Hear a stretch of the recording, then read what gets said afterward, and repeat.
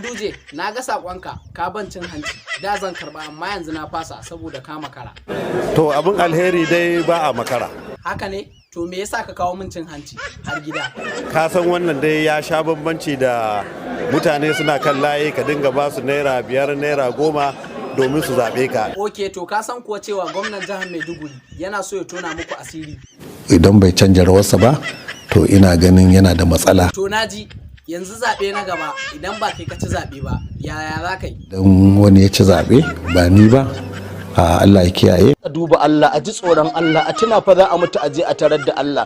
Kamar ya Allah ya kiyaye, nufin ku za ku kuma yin magudin zaɓe a wannan shekara? Kwarai da gaske. Kun ji ko?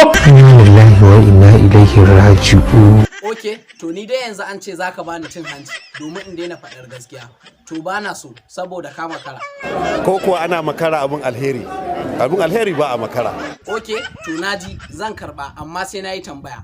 Da so, kin ji abin da Ganduje ya ce, in yadda kuwa? Karka yadda, karka amince. Kamar ya kan in yadda, ya ce in ban karɓa ba zai kama ni. Ya kika gani? To billahi allazi la ilaha illa huwa karka yadda. Ka zama kai ma jarumi. Duk wanda ya taba ka taba shi. Ganduje, wai shin ya za ka yi da maƙiyanka? Ai ka san tuntuni nake cewa ni tawakkaltu ala Allah. Ok, ka gama da maƙiyanka kenan. To 'yan Boko Haram kuma fa?